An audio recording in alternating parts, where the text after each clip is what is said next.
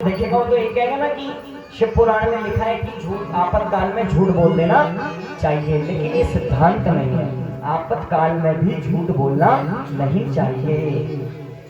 ये शास्त्र हमारे ऐसे हैं कि हमें समझ नहीं आ सकते।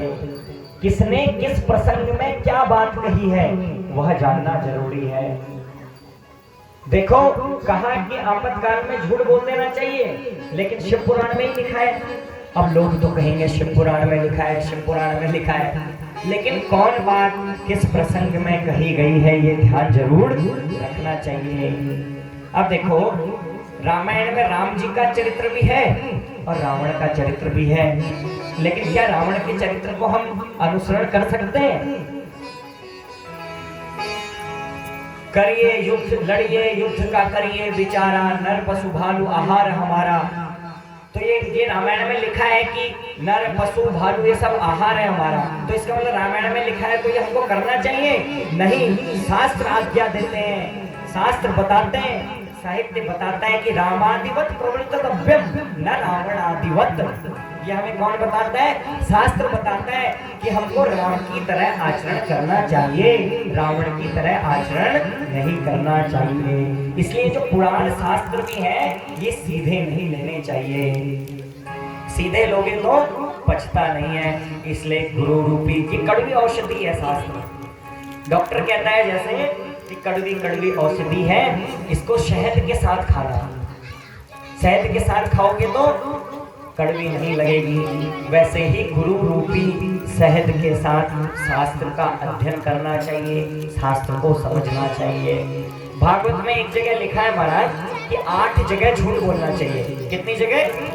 8 जगह। तो लोग कहते हैं भागवत में लिखा है कोई बात नहीं बोल लो, लेकिन भागवत में किसने कहा है कि बोलना चाहिए? दैत्यराज शुक्राचार्य ने कहा है।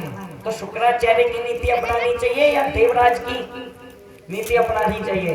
तो बोले शास्त्र भी इसीलिए हमें समझ नहीं आते। शास्त्र में तो लिखा है, लेकिन शास्त्र की हर बात कैसे लेनी है, इसलिए कहते हैं कि गुरु से अधीत करके शास्त्र को हमको समझना चाहिए।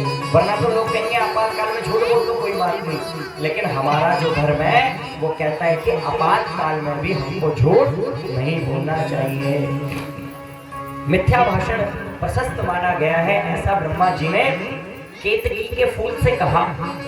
तो अब वहां केतकी का फूल गया और दोनों युद्ध भूमि में आए और विष्णु को धारा देकर केतकी के उस फूल ने भी भगवान शिव के सामने झूठी गवाही दे दी कि हाँ महाराज, ब्रह्मा जी ने अग्नि का अंत पा लिया है।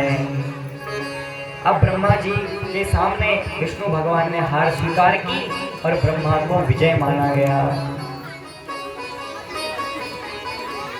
लेकिन जैसे ही विष्णु के सामने गवाही दी और भगवान शंकर को पता चला कि ये तो झूठ बोल रहा है, तो साक्षात उस अग्नि स्तंभ से भगवान महादेव प्रकट हो गए।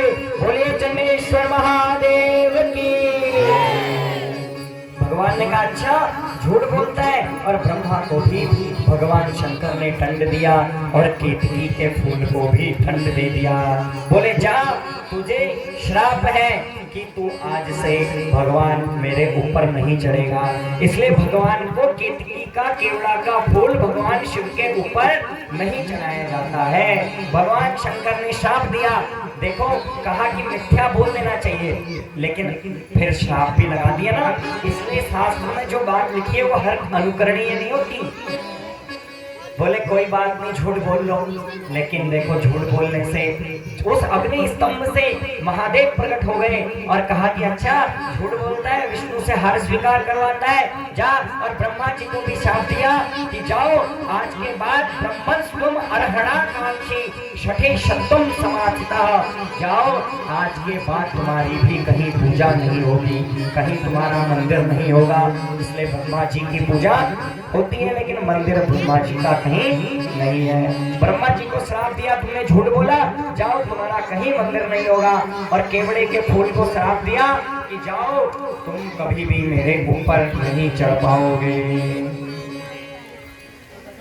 लेकिन फिर एक वरदान भी दे दिया। ब्रह्मा जी से कहा तुम सारे जगत की सृष्टि करोगे, और केतकी के फूल से कहा कि तुम सदा सुगंध युक्त रहोगे, तुम पे हमेशा खुशबू आती रहेगी।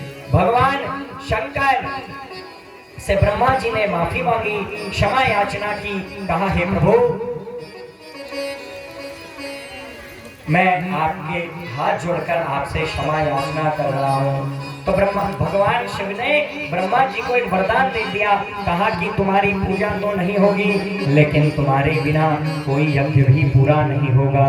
इसलिए आचार्य और ब्रह्मा यज्ञ में दो जरूर रहते हैं, ब्रह्मा के बिना यज्ञ पूरा नहीं होता। कहा कि जाओ तुम्हारे बिना कोई भी यज्ञ पूरा नहीं होगा। और केतकी के फूल को भी वरदान दिया कि जाओ तुम यहाँ से दूर हो जाओ, मेरी पूजा में उपस्थित फूल अगर आ गया तुम्हारा तो वो मुझे प्रिय नहीं होगा।